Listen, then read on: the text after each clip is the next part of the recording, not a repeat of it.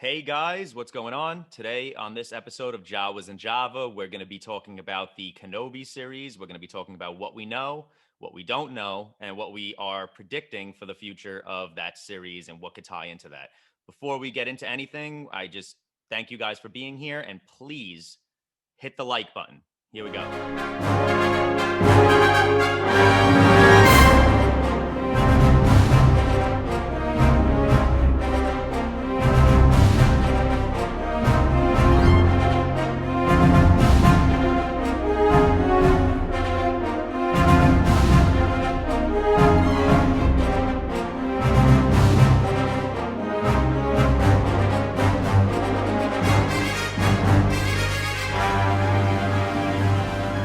My name is Michael. This is my brother Stefan.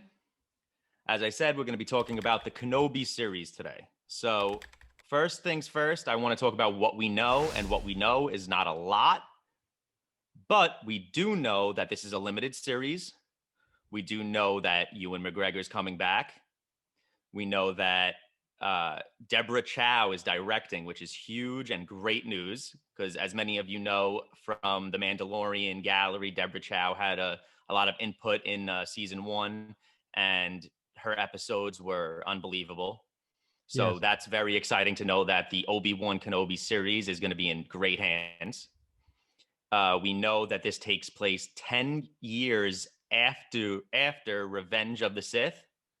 So we're right in the middle of Revenge of the Sith and A New Hope, which is very exciting because there's a lot of stuff that we never got to talk about or never got to see. So there's going to be a lot of coverage on that. And we know that Hayden Christensen is back. We know that he's going to be playing Darth Vader, which is pretty crazy. So the emphasis on him coming back as Darth Vader is something that we really been thinking about, because it's not just Hayden Christensen will be back for a flashback, or Hayden Christensen, if they would have said the return of Darth Vader without Hayden Christensen, we'd be debating, is Hayden coming back? Who's playing Darth Vader? We really, if we're getting just Darth Vader in a suit, do we need Hayden Christensen? So there's a lot of things that we got to think about now on how the involvement of the actual actor Hayden Christensen's return impacts the series and impacts Vader, right? Yeah. So and just to emphasize that time jump, that it is about, 8 to 10 years post Revenge of the Sith. So what I initially thought when this series first got announced was that it would be going directly into where episode 3 ends, which it still could. It still could touch on that, because at the end of episode 3, we do see Yoda sitting down with Obi-Wan Kenobi, explaining to him basically about Force ghosts and what we saw in the Clone Wars series, which was Yoda coming in touch with being able to use the Force and becoming one with the Force after death. And he does mention Qui-Gon Jinn, of course. So my biggest thing with that time jump is I'm very curious if it's going to go into that, and if Obi-Wan is still working on that and trying to figure that out, or is this after that? And now Obi-Wan Kenobi does know how to become one with the Force after death, like we see in episode 4. So we know he finds it out. Yoda mentions it, but I'm very curious to know if we are going to see that take place, or if we're going to see the after effect. And maybe that's what he's been doing the past 10 years in terms of, that gap. So I'm just going to dive into the topic of the title of the show, Obi-Wan Kenobi. We got a few different titles and animations with the logo during the Kathleen Kennedy's reveal of the 10 or 11 now series that we were getting, or movies from Lucasfilms. So one thing that we were speculating for a while, because in 2013, that's when talks of a Kenobi series or a movie at that time. That's how long this goes back. Yeah, right. That this was in talk. So that's 2013. So that was a long time of us speculating. We kind of thought we were getting it. There was also talk that we weren't getting it. So Ewan came out even, I think it was in 2019 or the beginning of 2020. And when he was talking about it, he said he wanted the show to be called Hello There, which was probably like a little joke, which would have been Yeah. awesome. Yeah. Um, I'm sure a but lot of people would have had an issue with that one. oh, of course, but it's hilarious. Oh, Um, sure. but what I was speculating was it was going to be called Kenobi because Too. we're getting Ben Kenobi. So when they Right. came out and they said we were getting Ahsoka and we were getting Andor and these just one name first or last, and then we got Obi-Wan Kenobi, I was pretty surprised, and it made me think about what we're getting. And I am speculating that this is the last days of Obi-Wan Kenobi. This Right. is the we're getting the final time in Obi-Wan's life before he becomes officially Ben Ben Kenobi, Kenobi. and Obi-Wan is a name he hasn't heard in a very long time. Right. So Yeah. that's my speculation. And almost like at the end of this, at the end of this limited series, we're gonna get that moment where somebody asks him, "Who are you?" and he says, "I'm Ben."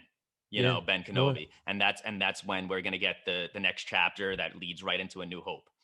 And another thing that I am fascinated at is Ewan McGregor is in his 50s now. Alec Guinness was in his 60s when he played uh, Obi-Wan for the first time, or Ben for the first time. Hmm. So he's prime. He's right there at the cusp of turning into what we saw in A New Hope. And Yeah. this is 10 years after, and we're right there. So this is his transition into Alec Guinness's character. And it's funny because a few weeks ago I was rewatching the behind the scenes of episode 1, 2, and 3. And when I was watching The Revenge of the Sith, the making of it, on the behind the scenes on the DVD, one thing that stuck out to me was young Ewan McGregor saying, "I studied everything I could about Alec because this is my last shot to turn Ewan's Obi-Wan into the Obi-Wan we see in A New Hope." And now 15 years later, when he says that's his last shot, 15 years later, he's getting a hell of a shot. This is a Of series that's course. Yeah. right This is it. before Yeah. that character. So Yeah. so I know if he was digging that deep into that character, and he's even more of a seasoned actor now, and he's going to do even more research and everything that he has to do. So we're going to get a really, really cool character. He's got a little bit of salt and pepper hair already in real Right. That life. was that So was my everything biggest thing. carrying over is going to be Yeah, really that was cool. my biggest thing, like going back to how you were putting it, because initially I was like, oh wow, like Alec was a very old man in episode 4. So I was like, oh, I wonder if they're gonna do a little extra to make Ewan look like an older man. But I guess, he's a little older now. He's That 50 years movie old. is 20 years old. Time flew and we didn't Yeah. realize it because we saw Ewan McGregor in these different roles where he played different characters and he kind of fit the age of the part, so we weren't really thinking about it. But he's 50 years old. Alec Yeah. was in his 60s. He's in his 50s. He was in his 60s. That's very close. Right. Yeah. So we're getting, the age is perfect. Yeah. His experience as an actor is unbelievable now because he was Obi-Wan in the prequels. He was amazing, and For this is just sure. going to take it to the next level. For sure.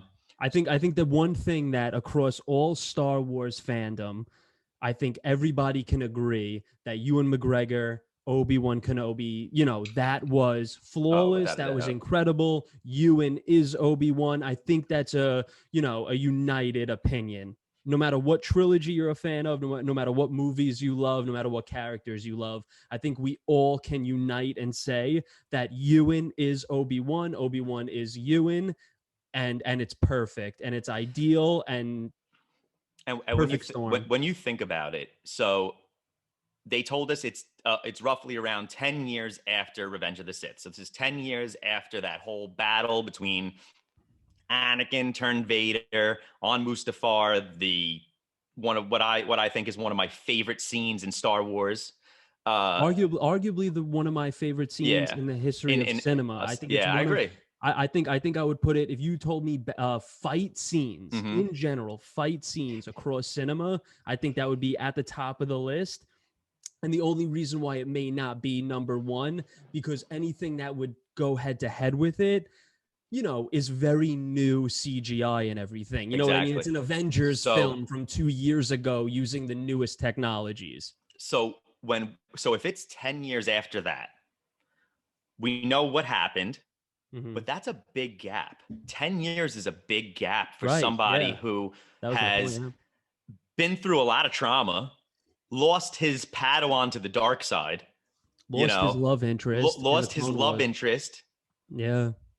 Pretty much what we thought was, and what we don't know what happens. We know he goes into exile pretty much. We Right. saw him leave, we saw him go. We don't know, like, was he They show him have this conversation with Yoda, and they show him bring Luke to Uncle Owen exactly. and Tatooine. So And that's the we last we've seen. and we also saw in Rebels him pretty much watching Luke on Tatooine. We Right. we did see that. So, and also, but to pinpoint the exact time where that took place and where, Yeah. it's It's a crazy. little it's a little it's not it's dicey, but dicey in a good way. Oh yeah. Just because I have faith in the execution. But right, you're exactly right, because the last we see of Obi-Wan is him bringing Luke to Tatooine, and then next we see him is a very like young child Luke in Rebels, and Obi-Wan is still on Tatooine. Exactly. So So it's a little bit of like, is this series going to take place entirely on Tatooine? where What's going to be does the it start? situation? Where does the opening scene Yeah, start? Where is Obi-Wan in the opening scene right. of the show? We have no idea. Is he on Tatooine? Is he off doing missions? What does he do? Does he do missions? I You don't know, think is so. I wouldn't think, and especially because it's a limited series, I don't think this is going to be a situation. I think that the Obi-Wan script is almost going to be more like a 6-hour movie versus cut up. a Yep, 6 episode series. You know what I mean? I agree. So I wouldn't think like where it starts is going to be also where it could potentially end. I don't think it's going to be a situation where episode 1 he's Tatooine, episode 2 he's on Mustafar, episode 3 he's on Coruscant, I don't think that's a situation. So he's I on think that it's going to be one story. So he's on Tatooine. Right. I can predict that at some point in the series, if not most of the series, he will be on Tatooine. Right. So who does he see on Tatooine? Do we get Jabba the Hutt now that we have his full palace redone for the Mandalorian and finale, and for the continuation with Boba, with the Book of Boba? Do we see Jabba? Yeah, aside from the confirmation of Darth Vader, I do think that might be the most realistic expectation. Obviously, there needs to be limited expectations here because it is a limited series. But I do think that if you're expecting Jabba the Hutt and Jabba's palace, it's a good expectation. Okay, I think listen, he's on Tatooine, right? When he walks into, well, let me start here. So he's on Tatooine. We know Jabba is like the head mobster on Tatooine, right? He has his palace. We saw in the prequels that he's on the top, almost like a king at that point, where he's watching this big show, which is the pod races and stuff. And he's and he bites the head off the frog and throws it. And he's like in charge of everything. Like this is his entertainment almost. Mm-hmm. Right. So now where is, what do we see? Is he working? Is he doing, if he's doing missions and he needs money and he needs to survive, is he doing things with Jabba? Maybe not evil things or bad things, but Jabba's running everything on Tatooine. I'm sure Jabba knows that Obi-Wan is on Tatooine, right? Yeah. Do we get Obi-Wan in the palace standing there in front of Jabba with almost like the same kind of situation as Luke that we see later on? Is Obi-Wan going to be protecting a 10-year-old Luke? Is Luke going to be in the series? Do we see a 10-year-old Luke? Right, exactly. We might see a 10-year-old Luke, and this show might be about Obi-Wan continuing his protection of Luke, which I guess could involve Darth Vader somehow. Personally, I do expect, I guess we'll jump right into it because we know this for a fact.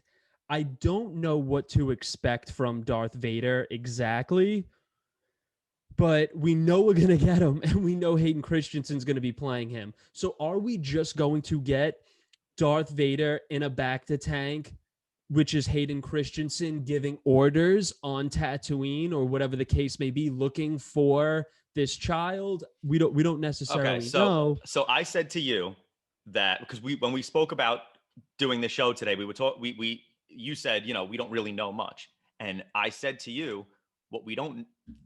I don't really want to know anything Well, we until don't. We know, yeah. we don't, which I love. Yeah. I don't want to know anything until the trailer drops. And the fact that we know that Hayden Christensen is playing Darth Vader and that Kathleen Kennedy said this is going to be the Yeah. rematch, right? So this is already a lot of news.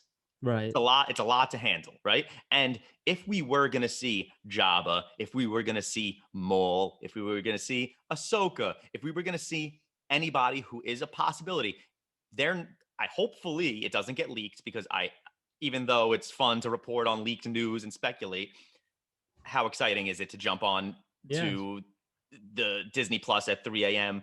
knowing nothing that's going to happen the entire episode and then being blown away. That's what I want. I want that for us, and I want that for everybody watching this and everybody who's a Star Wars fan. I want them to be blown away when they watch anything. So leaks suck. A piece of me, I probably shouldn't have this kind of expectation, but the fact that they announced, we know nothing about Kenobi except for two things, one of which is the timeline, which makes me feel like I know even less. Mm-hmm. And the other is that Hayden Christensen is returning as Darth Vader, makes me kind of think that we might be getting a huge surprise spoil moment that would, because if Vader's not the surprise, what's the surprise? Exactly. And my whole point with that was, gun to my head, I this is obviously an irrational prediction, but gun to my head, if you had to ask me where would I expect to see the possibility of, let's say, Mace Windu, this would probably be it. I think that it would be possible that there is the reason why they can tell us about Vader and Hayden right now at the back end of 2020, when the show's not coming out for 2 years, is because there's something else on the table that is worthy of keeping on the low. And I'm thinking something of that caliber could be it. 100%. And who knows? Maybe that's the rematch. No, but you know what I mean. Like, listen, we could sit here the entire episode and just speculate, which might be what they want us to do. We could just speculate on what Vader's involvement is going to be. Right. And without bringing up the chance that we could get Maul, because Maul, I know I'm biased with Maul, and some people might not want to see Maul in the Kenobi series, and also say that, we got him in Clone Wars and we got him in Rebels and we got him in but what I want to see more than anything is a face-off between Maul and Vader. And now the only thing that it could be better than that is Kenobi, Maul, Vader, the three of them in a room. Kenobi has major issues with Maul, major issues with Anakin, with Vader. Maul has, as we know, he wanted to kill Anakin to spite there's Palpatine. A lot of beef there. There's a lot of beef there. It goes back to the three of those people hate each other, and that's a crazy trio. Yeah, if you look at Maul and Anakin's relationship, Maul and Anakin, we'll say for now, it goes back to episode 1 when Maul was hunting them, these Jedi and whatnot, and then it leads into now Darth Vader is the replacement of Maul. He's now Palpatine Sidious's Padawan. So there's a lot of history between Maul and Vader that they can 100% touch on. The timeline would match up, and I could go out on a limb and say that if we could get Maul, Vader, and Kenobi on one screen at one time, it would probably be the greatest moment, of course, in the history of Star Wars. And obviously we just got, the Luke scene and all that stuff, but and it could happen in a way that it's brief because and it explains why Maul wouldn't. It's like a triple threat. You have three people there, and you know that somebody can screw somebody else. So that it leaves off why that would be a brief encounter, and then they go their separate ways, and then they don't see each other again until the next time we see them see each other again. Yeah, right. And who knows? So, yeah, because exactly. obviously Kenobi can't kill Anakin. Anakin can't kill Kenobi. So if they all had a battle like that and it is a rematch, it would explain why nobody gets defeated, because there's so much going on in that moment where everyone can be involved to break up this, to break up that, until it just breaks apart. Right. And who knows? So do we see Mustafar again? Is that where the rematch takes place? But that's if Kathleen Kennedy does not say the word rematch, I know. I'm 100% predicting that we Flashbacks. only get Vader on Mustafar in a back to tank. Like, I'm sitting here saying right now, I still do think it. I think 2 planets are guaranteed in my mind, to be and seen. it's Mustafar and Tatooine. And the reason why I'm saying Mustafar is because that might be the Vader we get. The Vader we get, and the reason why they got Hayden back is to be Vader in a back to tank, maybe with his helmet off, maybe in a flashback. Of course, that's a possibility, especially with all the de-aging. They could do a flashback. But we've also, so Obi-Wan, this is how I envision Obi-Wan right now. He's been through a lot. His mind is a mess. And we've seen Jedi's and Sith's minds play tricks on them. We've seen Luke face Vader, cut his head off, and in the helmet is Luke's face. We've seen what happens in Jedi temples. We've seen what happens in Sith temples. We've seen this all across the board now. It's gone with the animation and video games. We've got to see stuff we never thought we would ever see. So it is not crazy for Obi-Wan to have visions of Vader standing in front of him and takes off his helmet, and it's young Anakin, not young Anakin, but Anakin, Revenge of the, or even older, and he's not messed up, and he's looking at him and he says, "This is your fault," and that's a nightmare for Obi-Wan. So you're absolutely right. And it could be that simple. It could be that simple. And we could also see, listen, Obi-Wan's doing stuff over here, and then it flashes over and we see Vader, because a lot of the original movies was, this is what's going on over here. And now we get, goes across the screen and Vader's walking in here. And they're not coinciding, but you're hearing their both side, like almost their both point of views. You see Vader over here talk. So, okay, now my mind's rolling. Tarkin. Could we see Tarkin?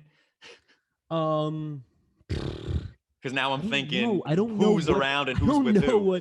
Of course, yeah. And like, we got so much Tarkin in Rogue One, and we're getting Tarkin in the Bad Batch. Like, is Tarkin making a big comeback? I have no idea. Oh, we're getting Palpatine. Yeah, Sidious could be there. But see, I don't know how much like Sith we're gonna get. It's a very strange layout to me. 10 years after, what planet is he on? Is it more of like a mafia based thing? Is he just protecting this child? This would be such an easy discussion of what we could be getting if the show was called What's Going On in Between Revenge of the Sith and A New Hope, opposed to Obi-Wan Kenobi, where it's focused on one character. Two things completely screwed my predictions. The 2 things are the timeline, or else, because then I'd be saying, oh, he's going to go to a Jedi temple, become one with the Force. We're going to see Liam Neeson.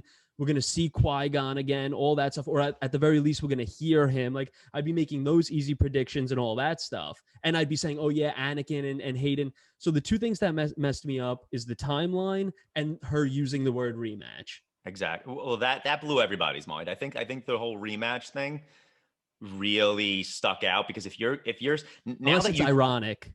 Listen, now that you're throwing that out in the universe, there's a lot of things to speculate about a rematch. Once if you just left it as Hayden Christensen is back in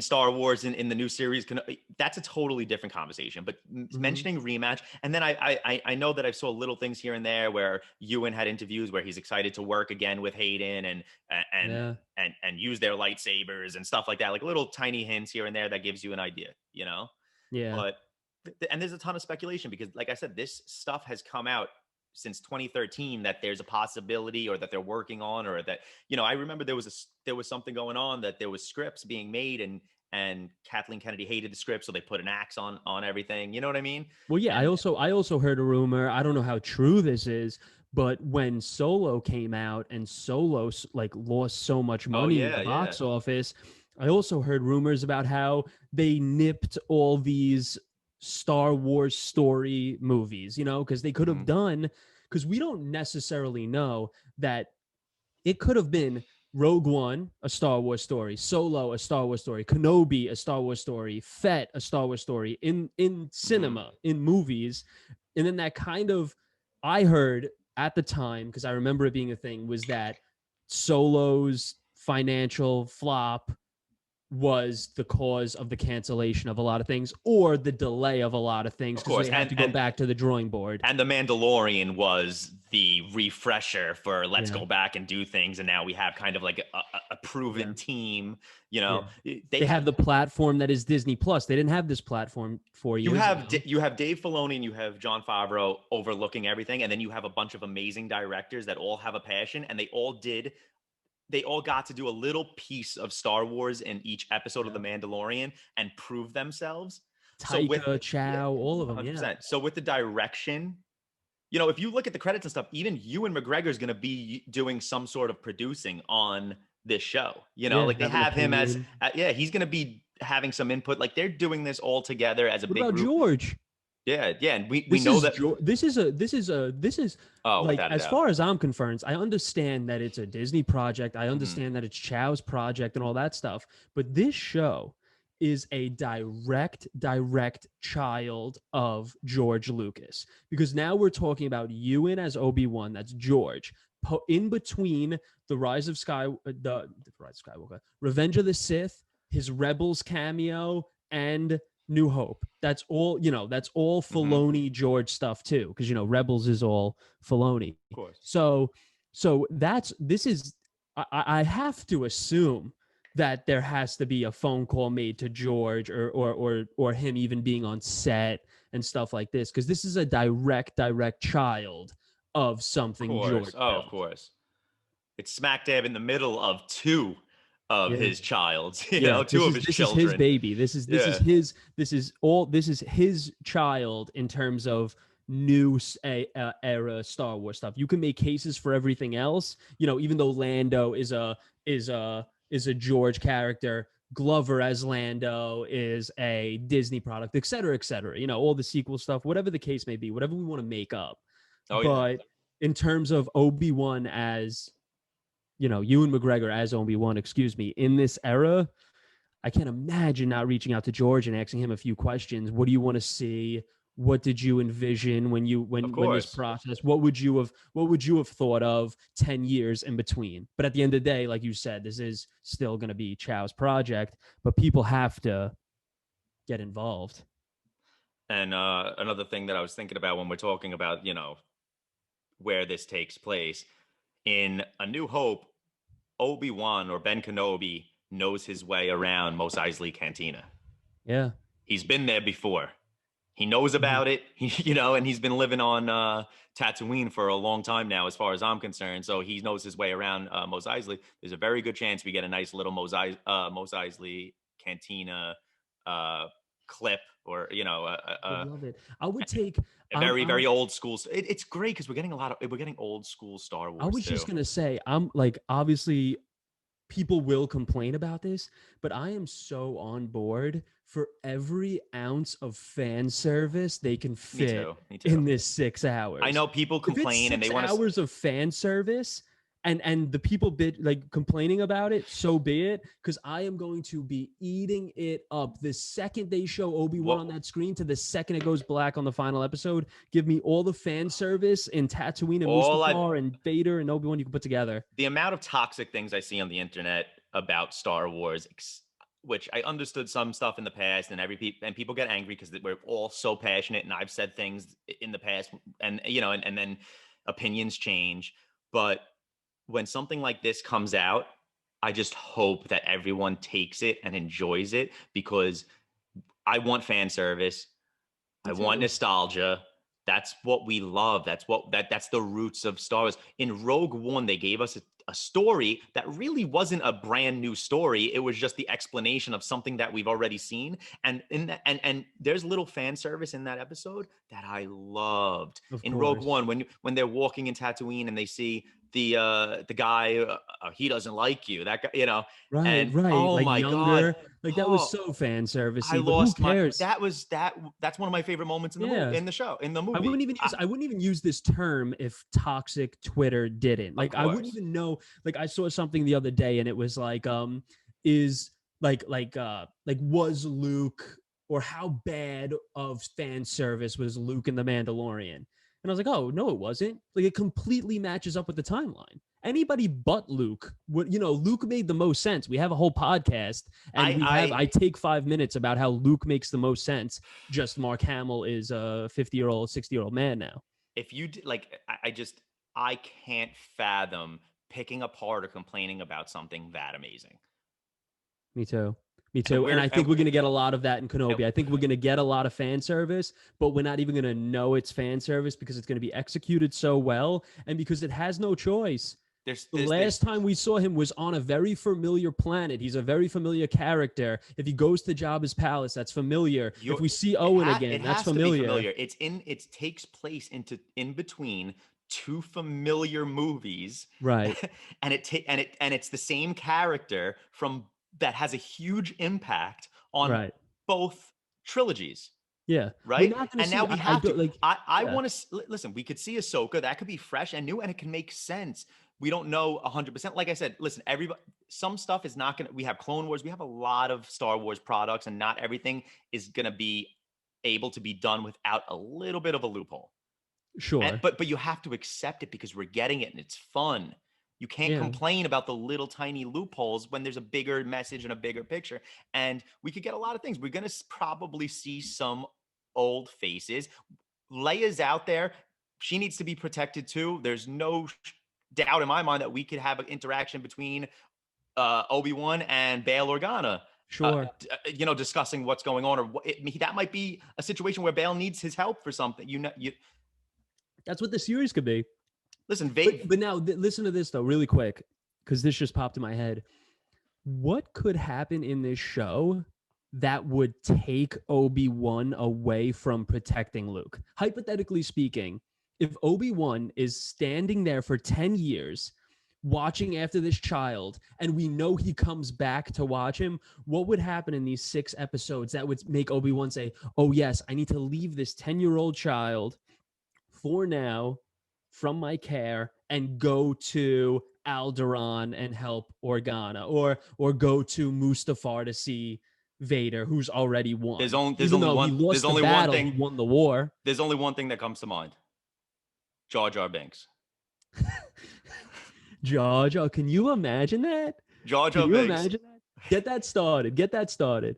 If listen, Qui-Gon, I'm gonna say it. I'm gonna say it right here and right now. If we get Jar Jar Binks in the Obi-Wan series, I am going to pop through the roof with excitement. We are getting this. Sorry. Is all about Jar Jar. It's going to come full circle, and this is all about Jar Jar. The after credit scene is going to be the lead up to the book of Jar Jar. Yeah, the book of Jar Jar, and the opening of this movie is going to be Qui-Gon's Force Ghost saying the entire time Luke wasn't the chosen one. Jar Jar was. That's why I chose Jar Jar. Yeah. All right. There you go. Clip sign it. Me up.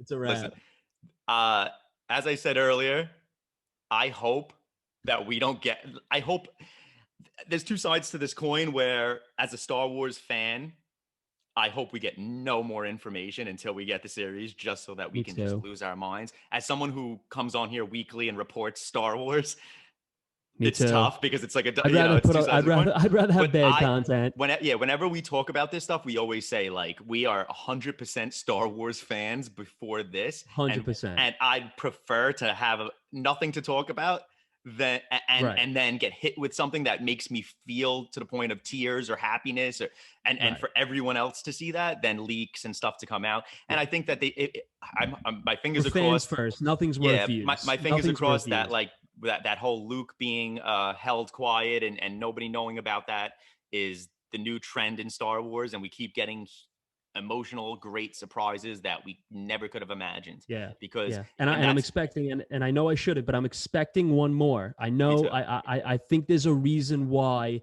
they were saying we can say aside from the fact that now we're even more excited about it and more people are going to watch it. Without a I doubt. do think that there was a, oh, this is good publicity for a show we have nothing else on right now. But I also do think that we could see a purple blade or something along those lines that is going to just, Listen, nobody like nowadays dying in Star Wars is like secondary to watching somebody die and coming back. Like yeah, actually, like I think the only person that like one of the very few people that was a big star that actually died was like Qui-Gon. yeah, but Like yeah, and like we he never even got, like well, we did in the Clone Wars series Like Fennec Shand got annihilated and Boba recreated a stomach for her and now with she's what? With kicking. what? Yeah, like What tools? What tools did Boba have? you know, Which is fine. I'm not complaining no, about it. I live for the Qui-Gon loopholes. got screwed, but Maybe not though. Maybe maybe not. not. Yeah, no, 100%. Not if That not maybe not in Obi-Wan. Because Qui-Gon, I've said this to you, and I'm on the record saying this. I think Qui-Gon Jinn might be the most aggressively underrated without a characters in all doubt. of Star Wars. Like the most underappreciated, undervalued characters. He's only really in Episode 1 I with think a couple cameos in the cartoons, animation, and then the novel. I think it's almost So impossible not to get Qui-Gon I in wouldn't this think series. that. The way that they left this I'll lose Easter my egg, mind. they left this Easter egg on the table. Yeah. They already had that scene where Yoda has a conversation, Yeah. and I would have thought that was the whole show. I would it's have thought the whole inevitable. show It's was inevitable. Obi-Wan in a Jedi temple with Qui-Gon. It could, who knows? Who knows? My goal for this whole thing is that we're gonna watch this back in 2022 or whenever the trailer drops in a year or whatever it takes for them to get that out to us. Yeah. And we're either gonna be like, wow, we hit some things on the head, or we're gonna be like, we were so far off. So far off, of course. We're completely making things up. Oh, of We course. don't. That's all we could do. There's little to no information. I mean, the timeline, the title, and Hayden Christensen, Darth Vader are out there in the world. Besides that, we have From little now to no until information. the episode until the first episode of the Obi-Wan Kenobi series, where my mind's going to change a million times and I'm going to have different thoughts, or I'm going to I watch Oh yeah. Star Wars all the time. And every time I rewatch an episode of Star Wars and I think about the future of Star Wars, little pieces are like, oh, wait, maybe like, even though it's impossible because they had no idea this stuff was going to happen, I'm like, oh, maybe that ties into this, Yeah, even 100%. though it really at that time couldn't, but they're so intricate with things now that it could in their story tie into something and we could get something new. So it's super exciting. And so we're super excited, as everybody can tell, and we hope you guys are super excited for this because this is something that we been looking forward to for a long time, and we weren't sure if we were going to get it. So Yeah, I, can't I, wait. I can't wait. So we'll be reporting on this again soon, hopefully sooner than later.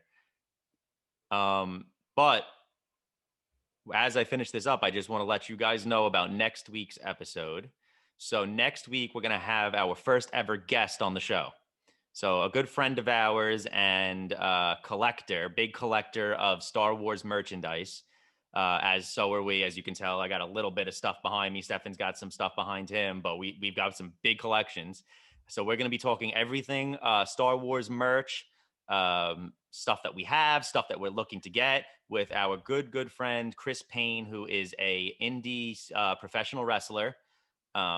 So if you guys are into merch collecting as much as we are, you're going to love this episode. And if you're not, you get to see a bunch of the stuff. If you don't have the stuff, you get to get a close-up look at what we like to collect and what we do have.